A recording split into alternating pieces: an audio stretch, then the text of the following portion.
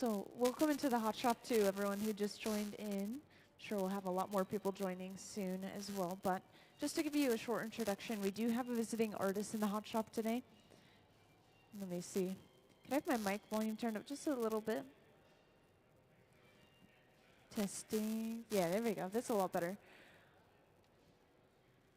Right, so today we have James Mongrain in the Hot Shop. He's the one who's sitting and working at the center bench. He is a local artist, and he's worked at Chihuli's Boathouse since 1996. So he has a ton of professional experience blowing glass, and he does create his own work quite frequently as well, one of which is creating these Venetian goblets. So we're seeing some Venetian goblets being made in the Hot Shop today, and this is directed, designed by, and made by our visiting artist, James Mongrain. Everyone else you're seeing on the Hot Shop floor, they are kind of assisting him in creating this work. They work for the Museum of Glass. And James Mongrain is considered one of the leading artists of the studio glass movement in the Pacific Northwest. We do have some photos that we could show off of his previous works. This gives you a really good idea of the final products that you might see. So could we have that slideshow, please?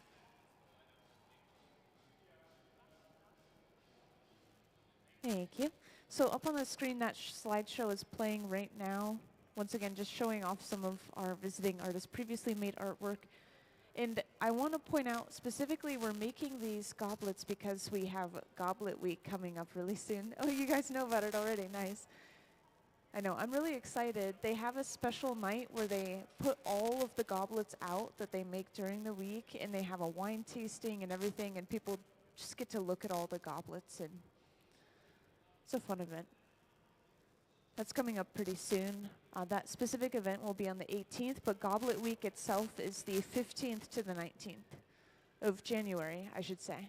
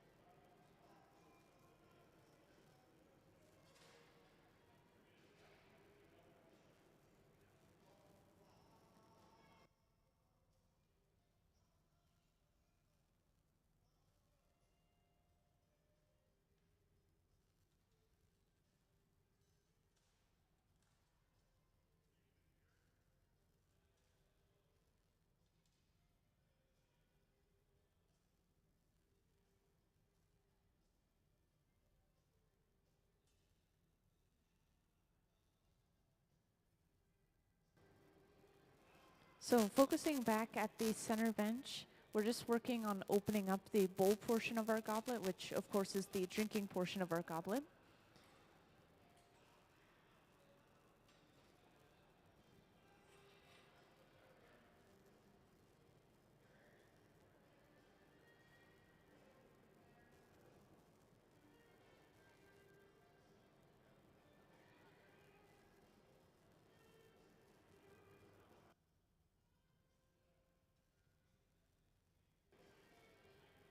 Looks like we're briefly going in with the Sophietta, which is this cone-shaped tool, of course. This cone blocks off the opening to the piece, and then we can blow a little bit more air in using that mouthpiece attached to the end. So basically just giving us a way to inflate the glass even after it's been removed from that blowpipe that it was on earlier.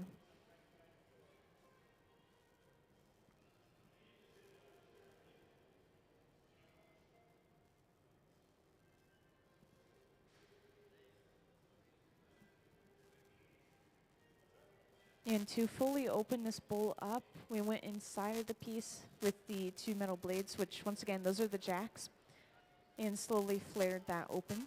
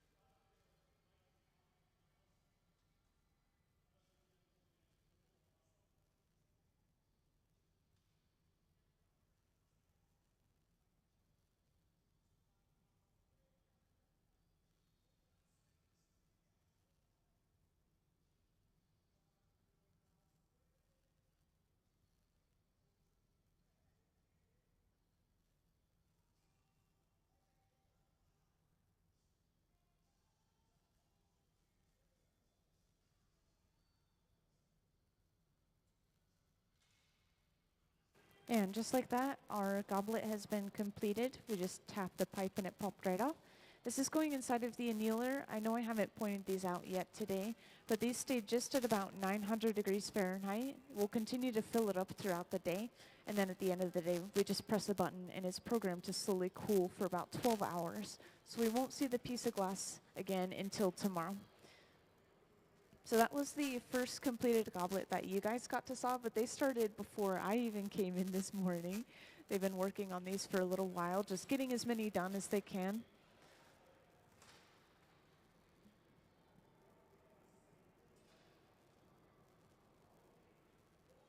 And for this next goblet, we'll get to see the process from start to finish.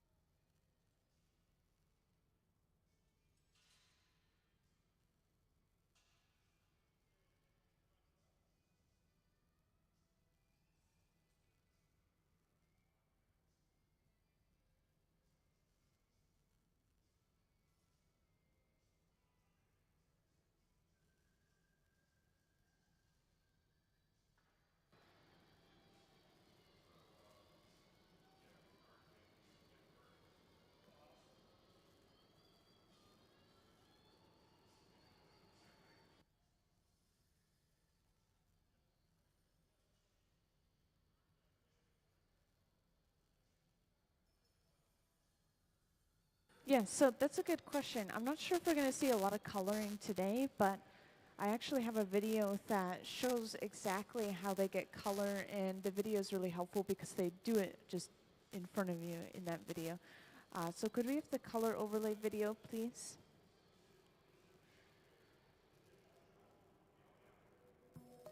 The color in glass comes from adding various materials to the mixture of raw ingredients called batch.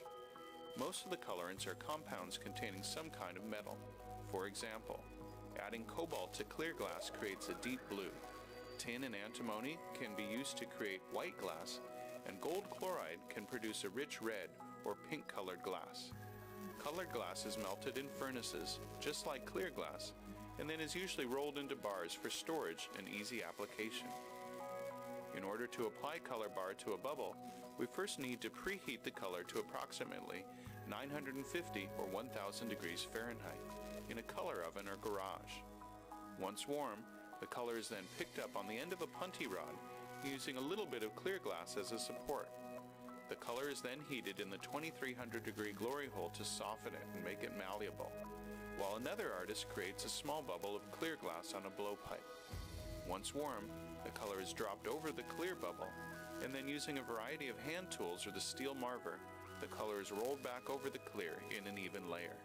This process is called dropping color, or creating a color overlay. Depending on the project, that bubble is then usually gathered over with clear glass and blown into the final form.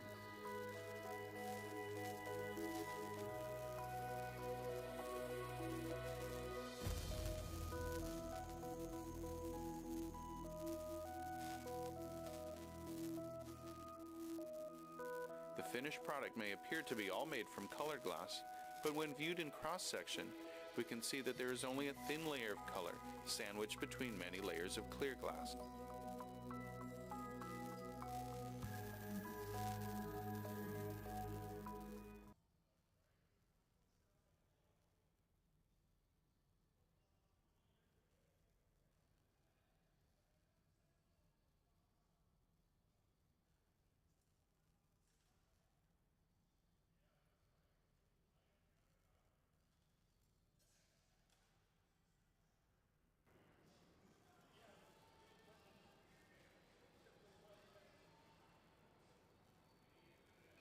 So we've just started blowing out a bubble at the center bench again.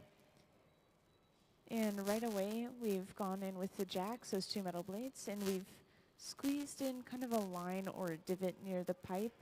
And this is where we break the piece off of the pipe eventually. We always do this before we even create the overall shape of our piece.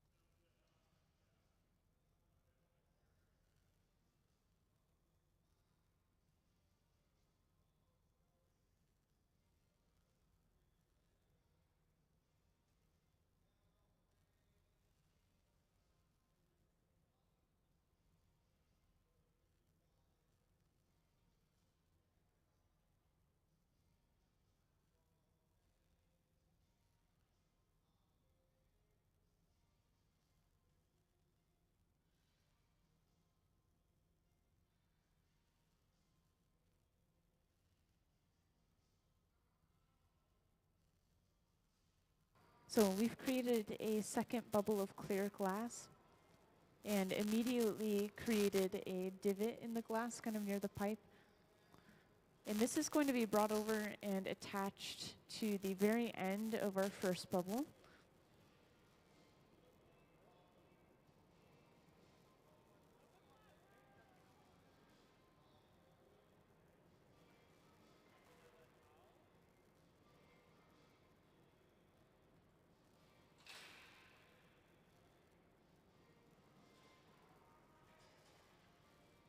Yeah, goblets are always assembled in multiple components, or usually assembled in multiple components.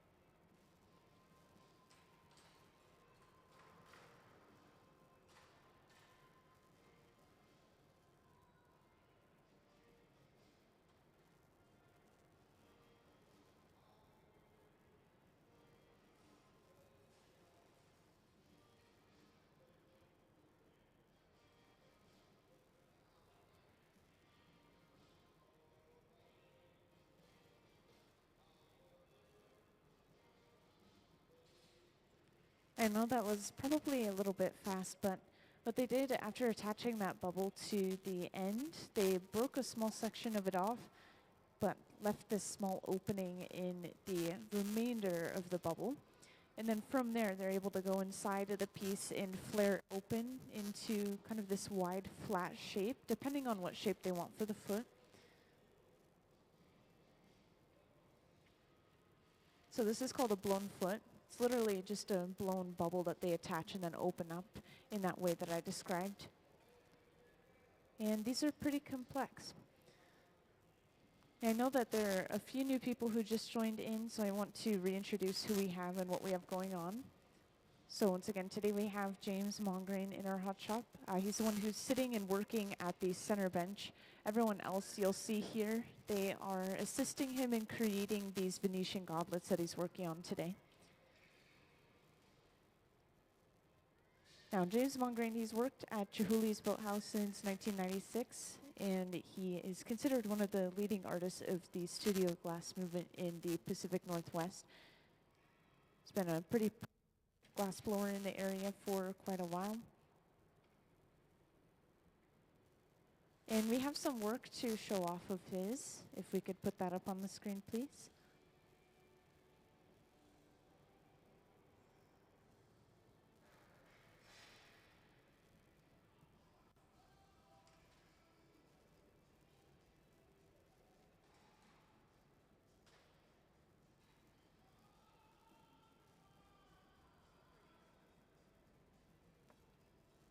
Could we please have James Mongrain's slideshow up on the screen, please? Thank you. So for those who just joined in, this slideshow I just put up is of our visiting artist previously made artwork. And that visiting artist is James Mongrain. He's the one who's going to be sitting and working at the center bench all day today. He's a very professional glass blower. He is a gaffer, which is kind of like the term for glass blowing team leader.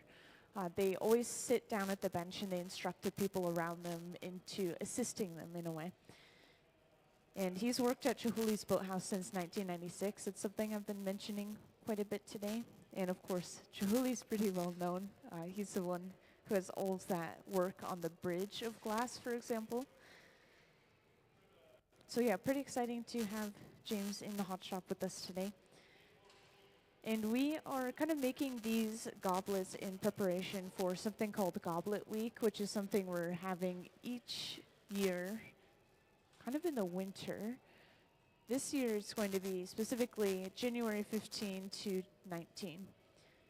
And they will be selling all of the goblets that are made during that week on a special night where they'll have a wine tasting, they'll have all the goblets laid out. It's going to be a lot of fun. And that will be on the 18th.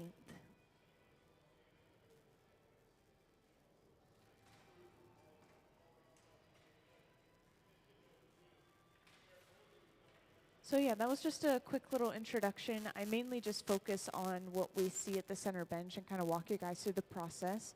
But if you guys ever have any questions, like for example, how we get color in glass, that's something that we're not going to see today, for example. So just feel free to let me know if you have any curiosities and I can answer those questions.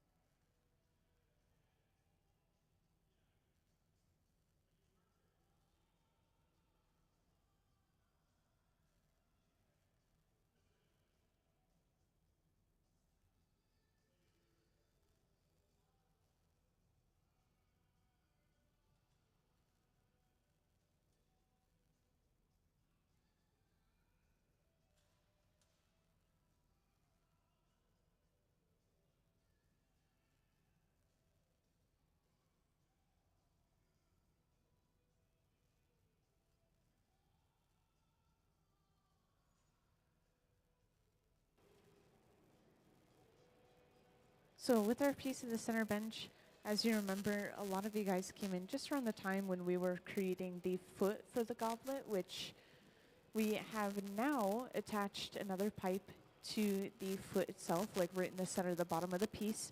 And then we broke the piece off from the pipe it was originally blown on. So this is flip the orientation, allowing us to open the bowl portion of our goblet up, which is the drinking portion. So now this goblet is pretty much complete. And if they're happy with it, then they will simply get ready to break it off of the pipe.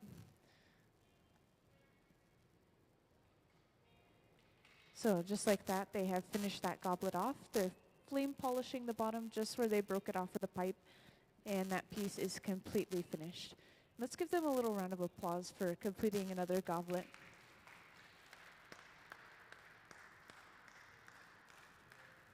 Thank you. I know this is a really quick process. This piece, by the way, I know a lot of you guys haven't seen this box yet. It's going inside of the annealer. That's what this box is. This sits at just about 900 degrees Fahrenheit. We'll continue to load it up throughout the day today, and then we just press a button when we're done to slowly cool everything for about 12 hours. And it really depends on the thickness of the glass. Sometimes if it's a little bit thicker, we'll have to go a little bit longer. And yeah, we'll see another goblet right from the beginning.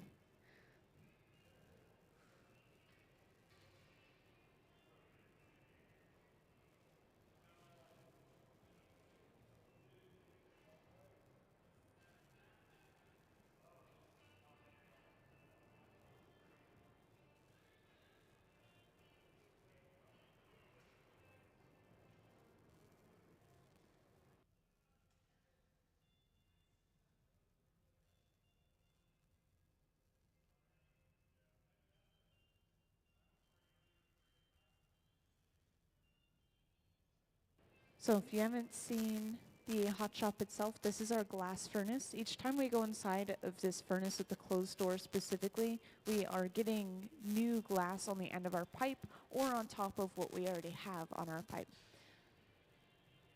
So this is where all of our projects start.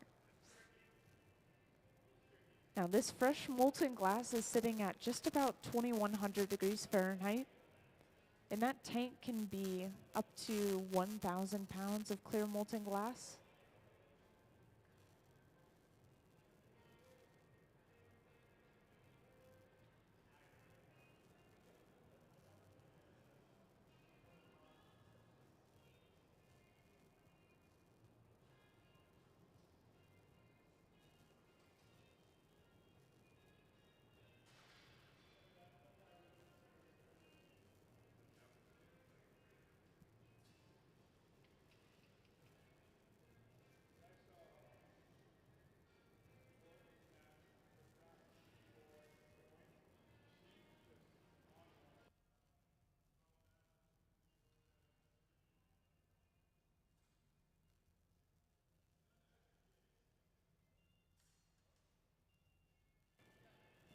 This process moves pretty quick. As soon as we had that glass shaped and we had that bubble inside, we stuffed this glass inside of a mold on the floor.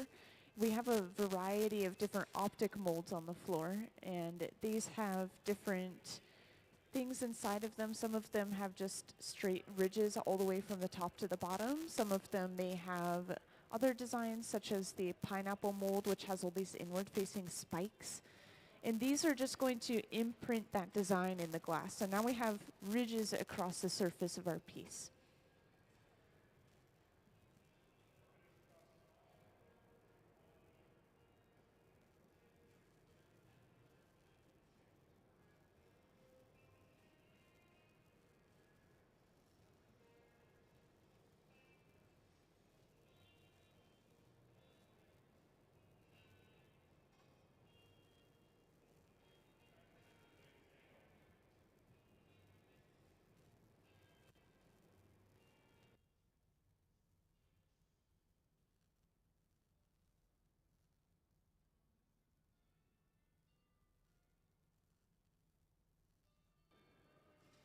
And we've just brought over a large bit of clear, attached this to the very end of our bubble.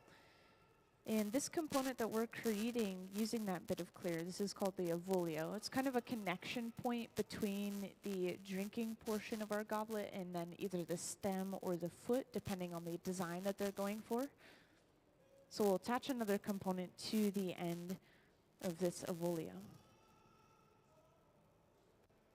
Oh yeah, and the closed captioning doesn't know how to spell avolio, by the way, so just ignore whatever it says up there. And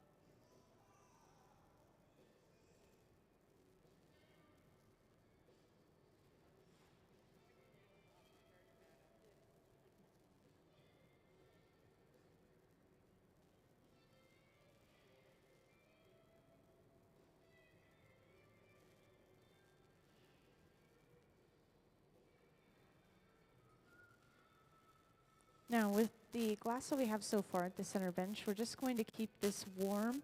We have to keep any piece of glass that we're working with in the hot shop at about 1,000 degrees Fahrenheit-ish, or a little bit warmer sometimes. And this is just to prevent thermal shock, which happens when the glass cools too quickly. And while our visiting artist, James, is keeping that glass warm, we're preparing another bubble of clear glass that will eventually bring over and attach to that avolio we created.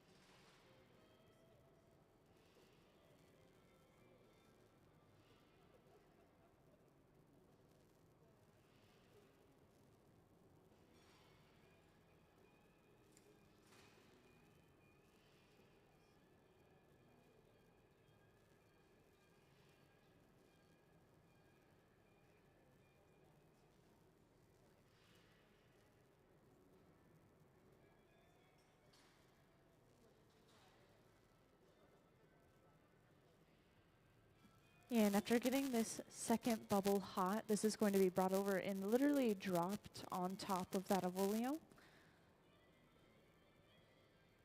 And they prepared the second bubble pretty quickly, but this was also stuffed inside of that optic mold that I mentioned earlier. It gives the glass these ridges across the surface.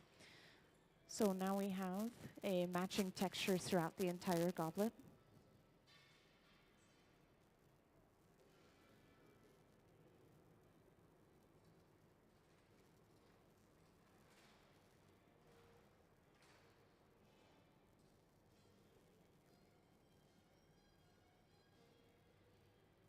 And I wish we had a good view of this, but right now they are sectioning the bubble off into individual portions.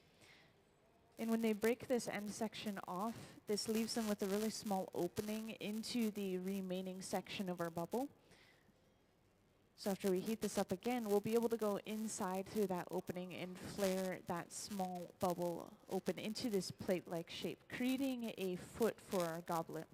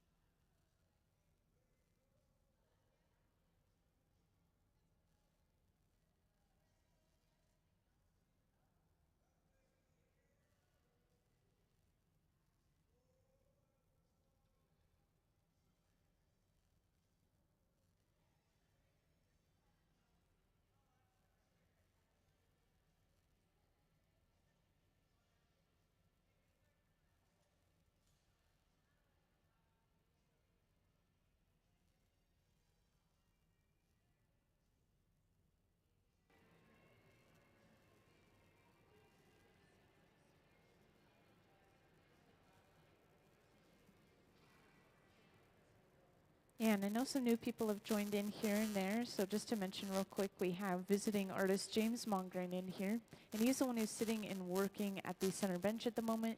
Everyone else is working for the museum and assisting James in what he's making today, which are Venetian goblets. We're going to be seeing these made all day today, throughout the day, a variety of different shapes and sizes and textures.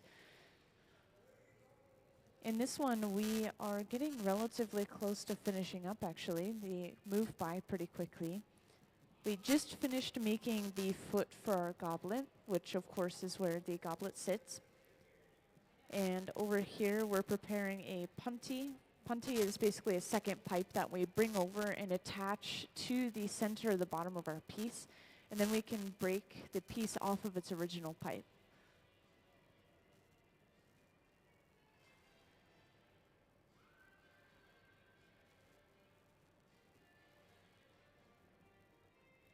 So there we've just attached that second pipe, and then we simply break our piece away.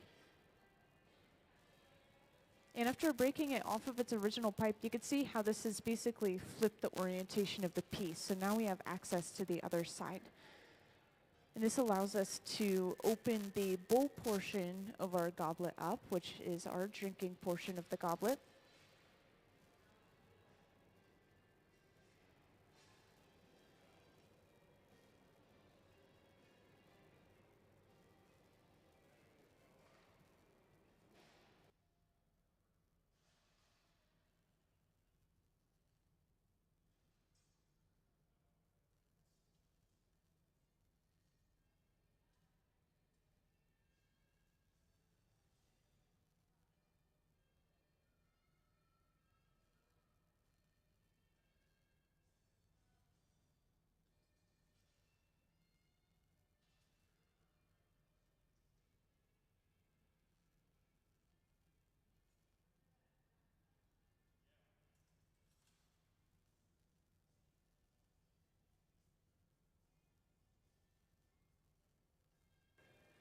And right now James is going in with a pair of tweezers. And he pinched and pulled at the opening.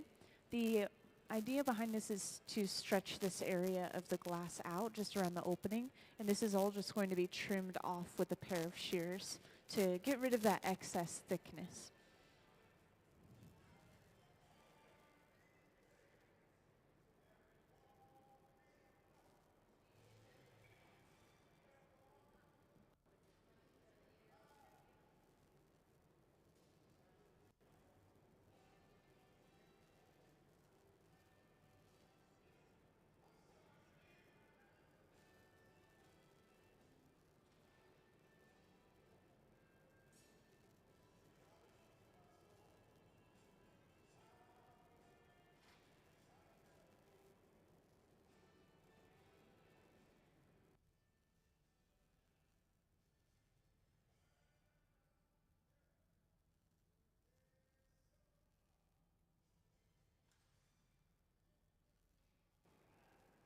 So to break this excess piece of glass off, we're actually going in and cooling down that connection in between the excess glass and just the lip of our piece, and cooling it enough that it causes small cracks to form. So all we had to do is knock that piece off.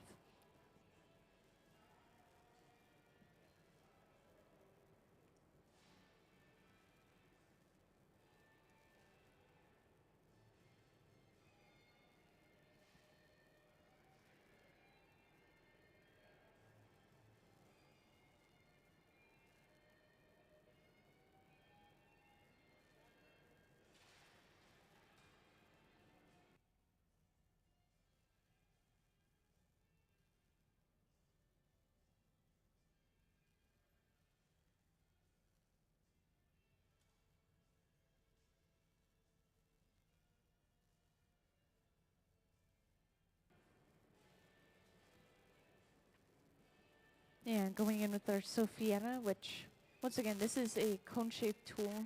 That cone will block off the opening to the piece, and it allows us to reinflate the glass, usually the shoulder area of the piece.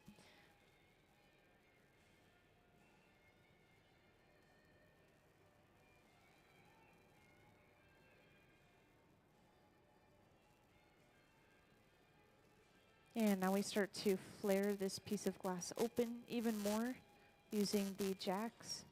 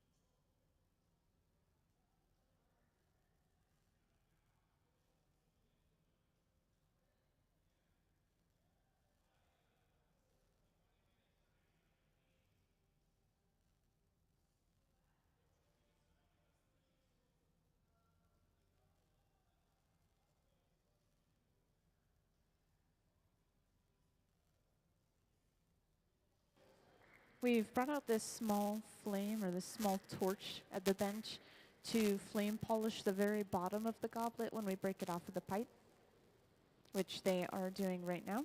Just one final little touch up, and then they pop the piece off the end of the pipe. And let's give them a round of applause for finishing that goblet. Thank you. And just in case the newcomers haven't seen these before, this is an annealer that we just put the goblet inside of. It sits at just about 900 degrees Fahrenheit. We'll continue to load that box up throughout the day, and then we just press a button at the end of the day and slowly cool everything for about 12 hours. So we won't see those pieces of glass again until tomorrow. And I'm going to check in with them real quick. I'll continue to talk about the process. In the meantime, I'm going to play a video about how we get color in glass, because I know this is something that we're not going to be seeing in the hot shop today. So could I have the color overlay video, please? The color in glass comes from adding various materials to the mixture of raw ingredients called batch. Most of the colorants are compounds containing some kind of metal. For example, adding cobalt to clear glass creates a deep blue. Tin and antimony can be used to create white glass, and gold chloride can produce a rich red or pink-colored glass.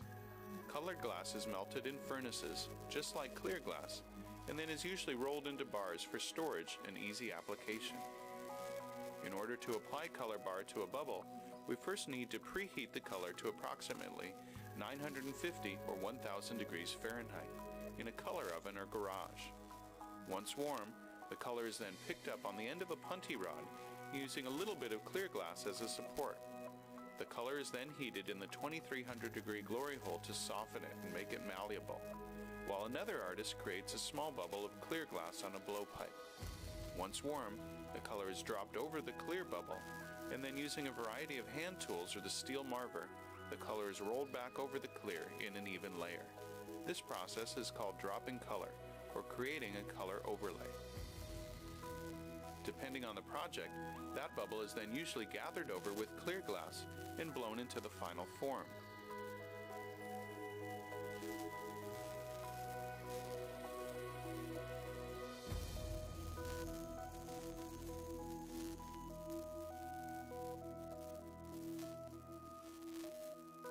The finished product may appear to be all made from colored glass, but when viewed in cross-section, we can see that there is only a thin layer of color sandwiched between many layers of clear glass.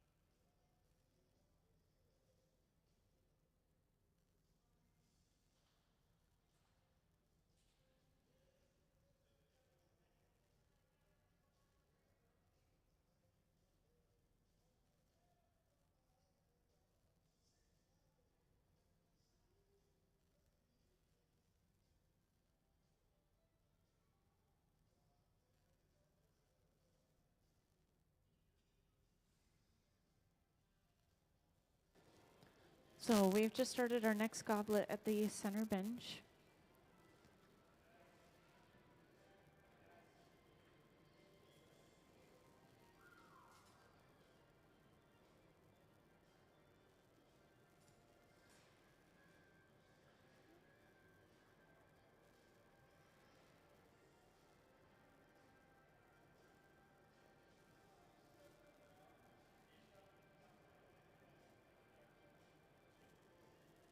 So in the very beginning of this process, it was a pretty quick move, but we prepared our bubble.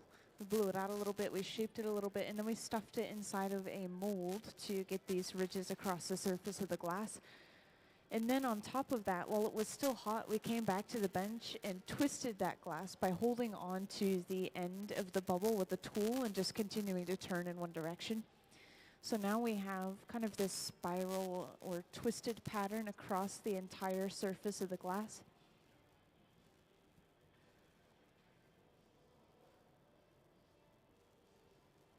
And we're going ahead and flattening the bottom of it already with a wooden paddle.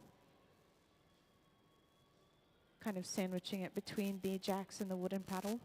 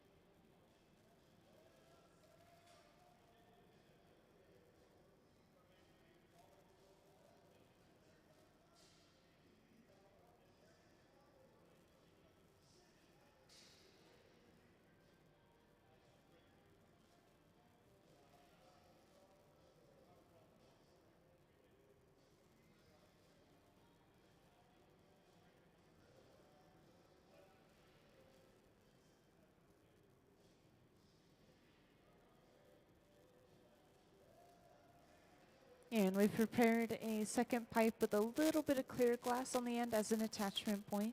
This will be attached to the center of the bottom of the piece so that we can go ahead and break it off of the pipe it was created on. And if you're wondering, we've been rolling these pipes that we attach to the bottom of the pieces on this block, and this is quote unquote kind of dirtying up the glass so that it doesn't stick so securely to the bottom of the piece. It just makes it easier to break this second pipe away later on.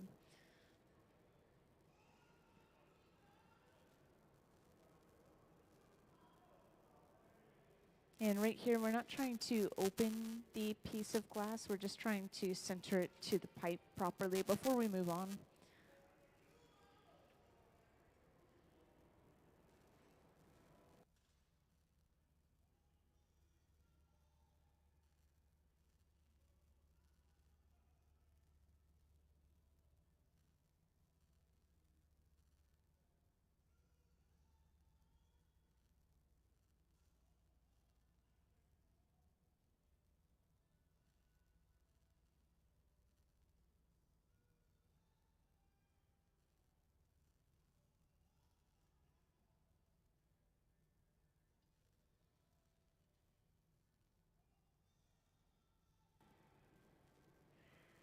And after heating up just around the opening, we've pulled that glass outward with a pair of tweezers, stretching out the glass surrounding it. Then we trim off this excess bit of glass. We'll do this frequently for many different blown pieces. And the reasoning behind it is that area that's connected to the previous pipe tends to be a little bit thicker of an area of glass, so we just get rid of that excess thickness. And now we'll be able to start opening this up like normal, going inside of the piece with the jacks again.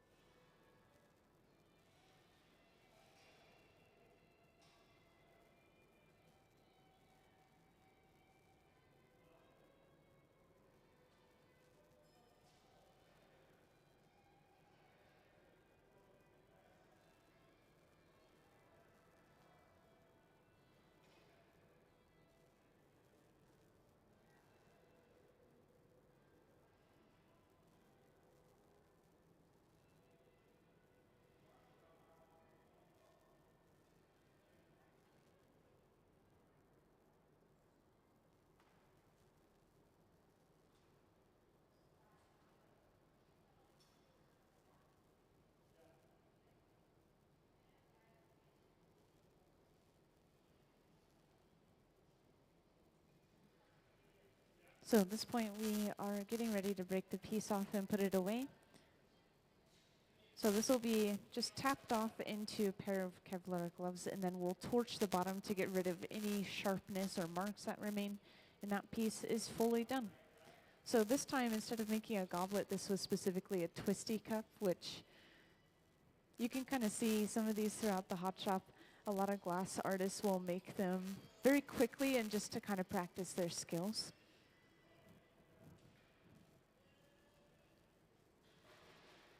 And we haven't shown this off for a little bit, so to those who just joined in, up on the screen, this slideshow is showing off some of our visiting artists' previously made artwork. And once again, we have James Mongrain in here. He's the one who's been sitting and working at the center bench.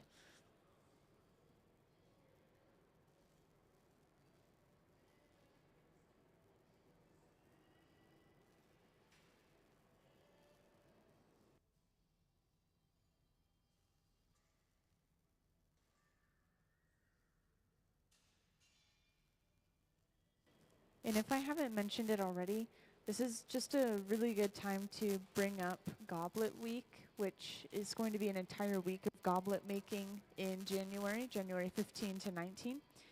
So during that week, we'll have a different visiting artist coming in every single day, and they'll make their own different style of goblet. Might be different colors or patterns or shapes completely. And our visiting artist today is an expert goblet maker himself. So just a really good way to tie in that experience coming up.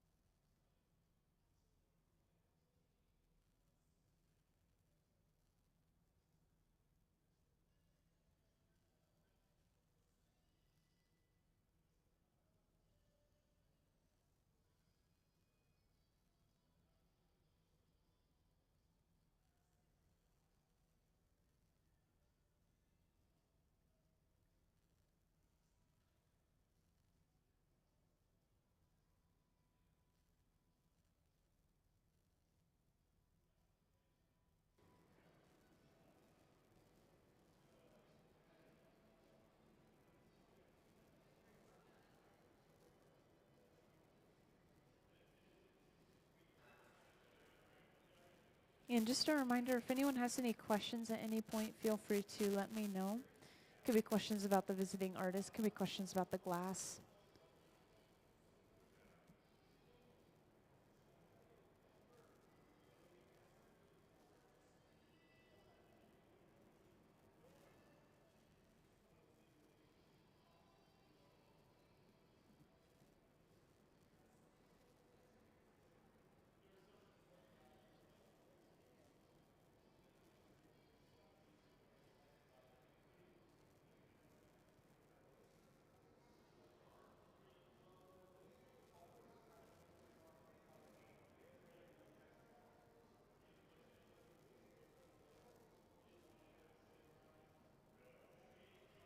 So we've started our next bubble.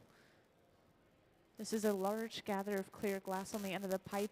We blow the bubble by blowing into the end of the pipe and then immediately capping our finger over the end of the pipe, and this keeps that pressure inside. So that's why the bubble kind of magically created itself very quickly.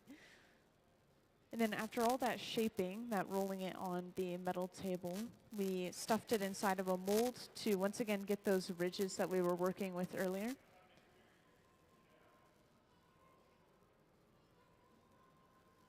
And this is exactly how we created that twisted cup earlier. We created those twisted lines through using the mold and then holding onto the end of the bubble and continuing to twist that glass.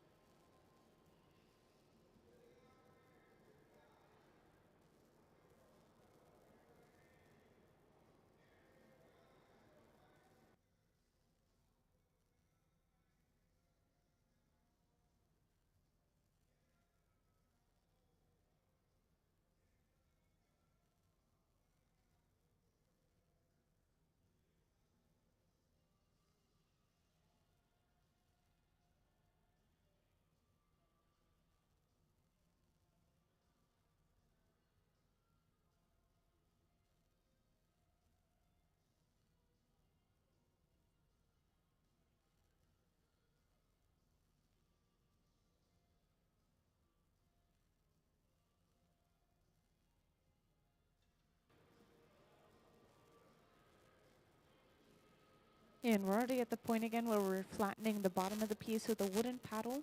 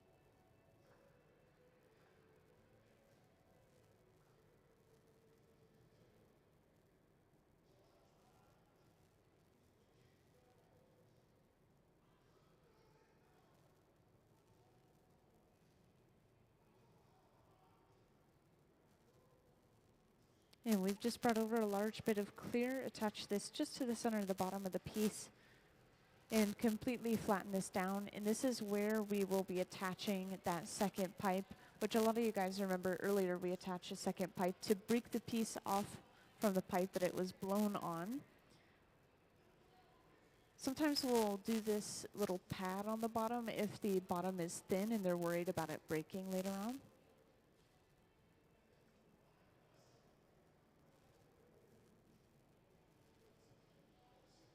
And we've just brought that second pipe over.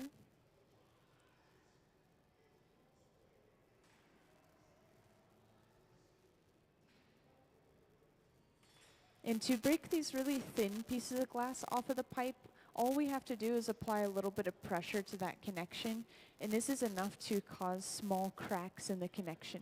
So then when we tap the pipe in any sort of way, those vibrations travel to the cracks and it pops the piece off. Usually what you'll see is they'll apply water to the area that they want to break off, but with these thin pieces of glass, they don't need to do that.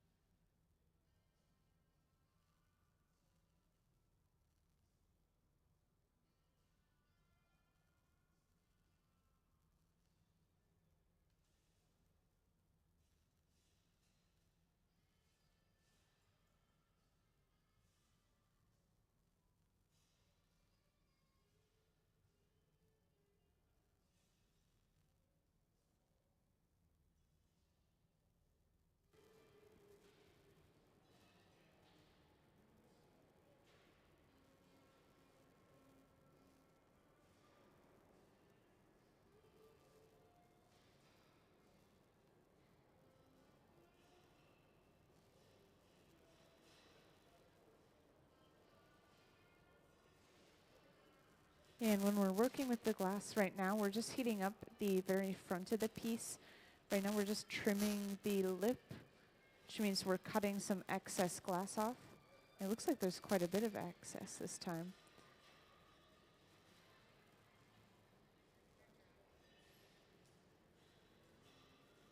So we've trimmed it in such a way that we almost have a spout shape on one side of the lip. For each of these pieces, by the way, I'm sort of just kind of going along and guessing as they go. So we'll see how this turns out altogether.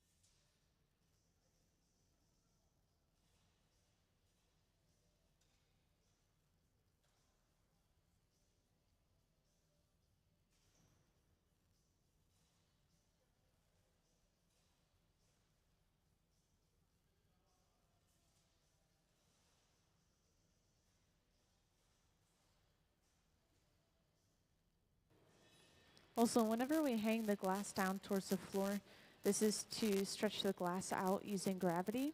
Whenever we spin the glass or swing it back and forth, this is more so to create centrifugal force, which is pulling the glass outward.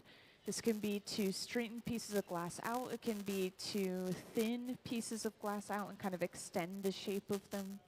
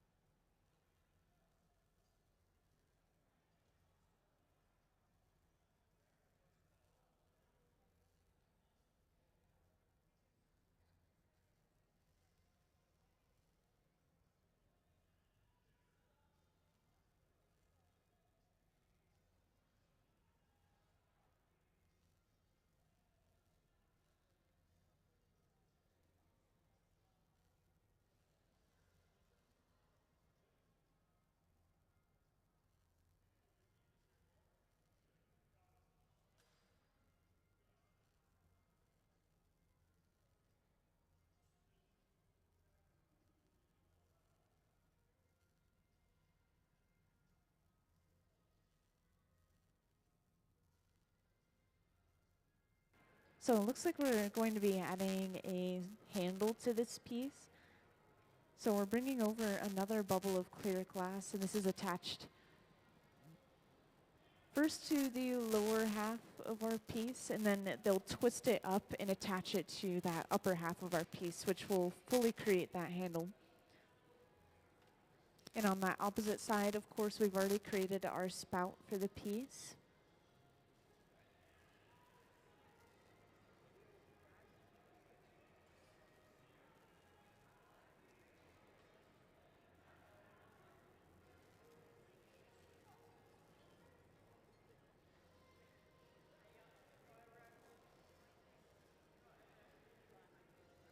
And this is a piece of copper tubing that our visiting artist is going in with. Once again, our visiting artist, James Mongrain, he's the one sitting down. And he's just going along the inside of the handle and pushing it to change the shape of the handle overall. Just kind of a finishing touch.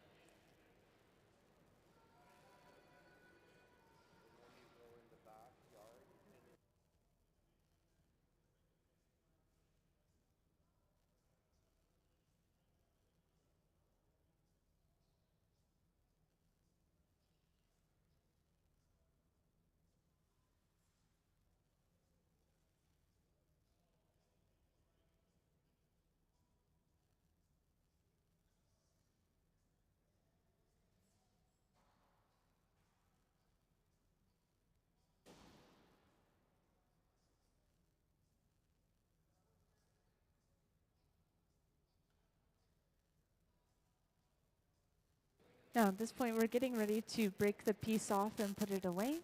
We're just trying to keep the entire piece of glass warm at about 1,000 degrees Fahrenheit. And then to break the piece off, we simply have to tap the pipe and it should remove itself from the pipe. And we've just lit this smaller handheld torch. This is used to torch the very bottom where it was previously connected to the pipe, just to kind of clean everything up.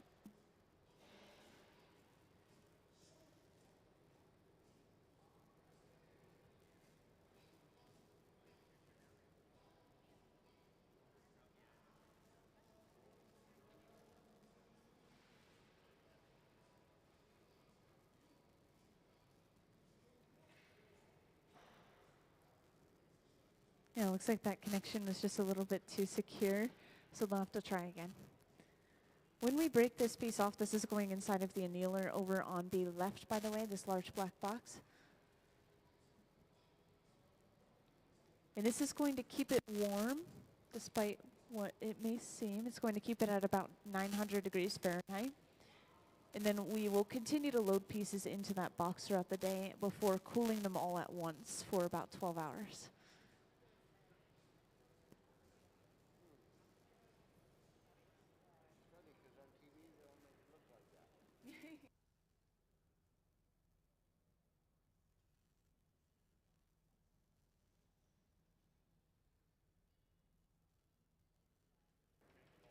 So this time to break the piece off, we're applying a little bit of water to the very end of the pipe, just barely not touching the bottom of the piece itself. And this is cracking that connection enough to hopefully pop it off.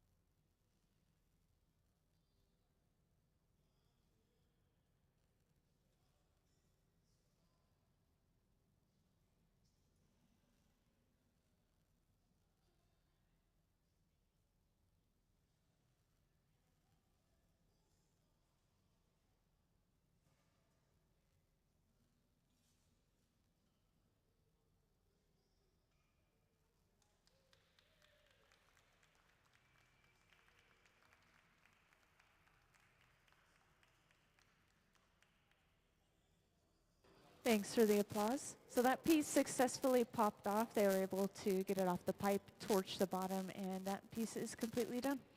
So we won't see it again until tomorrow. Now, I know a ton of people just joined in, so this is when I want to reintroduce who we have here and what's going on in general today. So once again, today we have James Mongrain, and he's the one who's been sitting and working at the center bench. Everyone else is working for the museum, and they're assisting him in creating his work today. And could we have our slideshow for James Mongrain, please? Yeah, we have a slideshow to show off some of his previously made works and just kind of give you guys an idea of the final products. And it should pop up on the screen soon. But in the meantime, I do have some more info. So James Mongrain, he's worked at Chihuly's Boathouse since 1996, and he does create a lot of his own work, one of which is Venetian goblets, which we should see a lot of Venetian goblets today. And he's considered one of the leading artists of the studio glass movement in the Pacific Northwest. And I think that the fact that we're seeing so many goblets today is just a really good segue into Goblet Week, which we have coming up right around the corner. An entire week of goblet making where a different artist comes in every day and they make their own style, color, pattern, size of goblet. And that is going to be January 15 to 19. And during that Goblet Week, they actually sell all of the goblets that are created as well during a wine tasting sort of sale event. And that'll be on the 18th specifically. And I went to the one last year. It was a lot of fun. And could we have James' slideshow, please?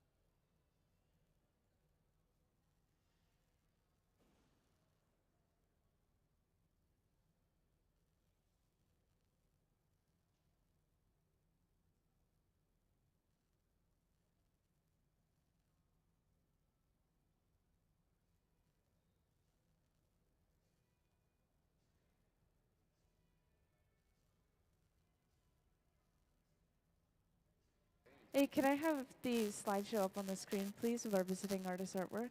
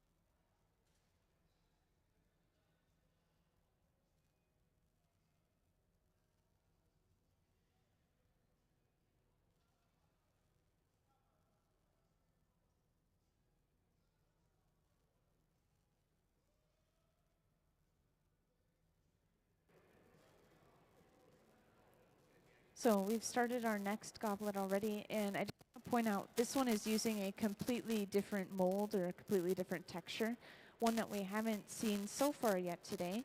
We've stuffed this bubble into something called a pineapple mold, and this has all these inward-facing spikes that kind of have these square shapes. So we now have these kind of diamond or square shapes across the entire surface of the bubble.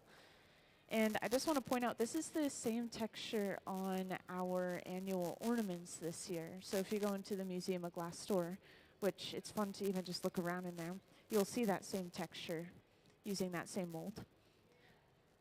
And we've just created the ovolio. This is made with a bit of clear that we attach to the very end of our piece, and then kind of sandwich that piece of glass in between the jacks and a wooden paddle. It's kind of hard to describe this shape. It's kind of two triangles connected on top of each other. It's a very, very dainty piece of glass. And this is a connection point. So we will attach either the foot to here, or we'll attach the stem to the end of the ovolio.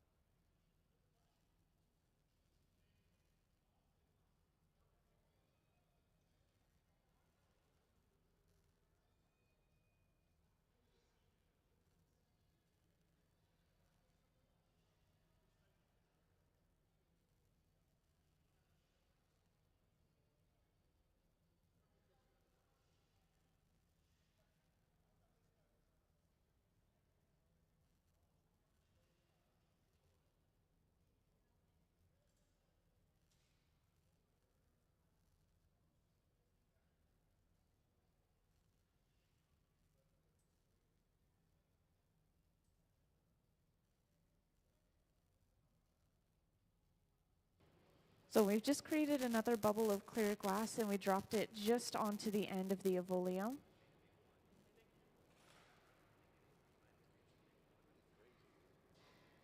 So this is going to become the blown foot for our goblet.